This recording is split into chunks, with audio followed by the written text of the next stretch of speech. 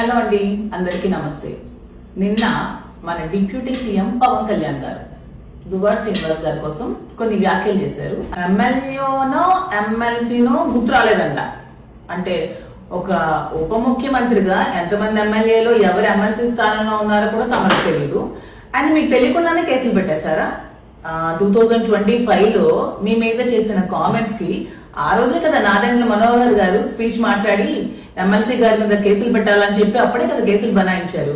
So మీకు ఎమ్మెల్యేనో ఎమ్మెల్సీనో కూడా తెలియకుండానే మీరు ఒక ఉప ముఖ్యమంత్రిగా ఉన్నారు.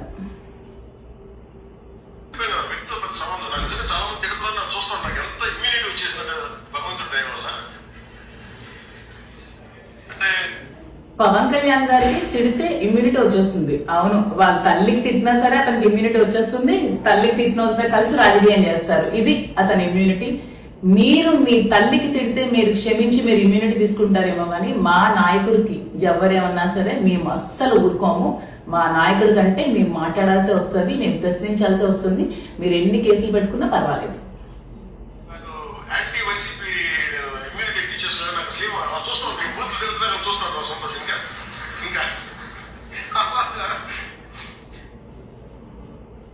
బూతులు తిడుతున్నా చూస్తూనే ఉంటారట. అవును, మీ తల్లిని తిడుతున్నా కూడా మీరు చూస్తూనే ఉంటారు. అది మీ రాజకీయం.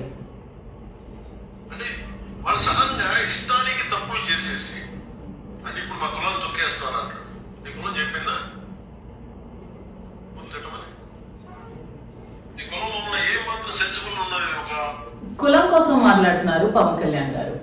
వృద్ధనారి పతివ్రత అంట సామెత మీకు కరెక్ట్ గా వర్తిస్తుంది. దువ్వాడ శ్రీనివాస్ గారు బూతులు తిట్టారు అని చెప్తున్నారు కదా, ఏం తిట్టారు? ప్రశ్నించారు. ప్రశ్నిస్తా అని చెప్పిన పవన్ కళ్యాణ్ ఇప్పుడు ఎక్కడున్నారు? ప్రశ్నించడం మానేశారా అని ప్రశ్నించారు. వీలైతే ప్రశ్నల్ని ఎదుర్కోండి, అంతేగాని ప్రజాస్వామ్యం అంటే ప్రతీకారం కాదు. అయినా దువ్వాడ శ్రీనివాస్ గారు కామెంట్ చేసింది పవన్ కళ్యాణ్ మీద. సో ఎవరో కేసులు పెట్టడం ఏంటి? మీకు దమ్ముంటే కేసులు మీరు పెట్టండి. ఎందుకంటే దువ్వాడ శ్రీనివాస్ గారు డైరెక్ట్ గా దమ్మున్న మగాడు కాబట్టి మిమ్మల్నే ప్రశ్నించారు. సో మీరే ఫేస్ చేసుకోండి. ఎవడో కోంటిస్కగాలు కేసులు పెట్టడం ఏంటి? ప్రశ్నిస్తే అరెస్ట్ చేస్తారా? నిర్బంధిస్తారా? ఎంతమందికి అరెస్ట్ చేస్తారు? ఎంతమందికి నిర్బంధిస్తారు? ఎన్ని రోజులు జైల్లో ఉంచగలరు? ఎంతమందిని ఉంచగలరు? ప్రజలందరూ గమనిస్తున్నారు. రెడ్ బుక్ పేరు చెప్పి నిర్దోషులను టార్గెట్ చేస్తున్నారు.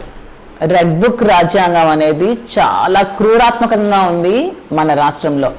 ప్రజాస్వామ్యం అంటే ప్రతీకారం కాదు. ప్రజాస్వామ్యం అంటే ప్రజలకు సేవ చేయడం. వీలుంటే తప్పు చేసిన వాడికి శిక్షించండి, తప్పు చేయనోడు ఎందుకండి శిక్ష అనుభవించాలి? రెడ్ బుక్ పాలన కాదు, ప్రజాస్వామ్యమే ఇక్కడ పాలన చేయాలి. గుర్తుంచుకోండి, ప్రజలందరూ గమనిస్తున్నారు. ఈ 2 సంవత్సరాల్లో మీరు చేసిన అరాచకాలు, ప్రతీకార చర్యలు అన్ని గమనిస్తున్నారు ప్రతి ఒక్కటి కూడా. ఎందుకంటే మీరు వచ్చినప్పటి నుంచి ప్రతి ఒక్కరి మీద ఈ సోషల్ మీడియా కేసులు పెట్టి అనవసరంగా హింసించి, కుటుంబాలను హింసించి, ఆడపిల్లల్ని హింసించి ఇంత ఘోరాలు చేస్తున్నారు. ఆడపిల్లల మీద మా మీద చాలా మంది సోషల్ మీడియాలో ట్రోల్ చేస్తుంటే అవేమి మీరు పట్టించుకోరు. మేము కేసులు పెడుతున్నా కూడా తీసుకోరు.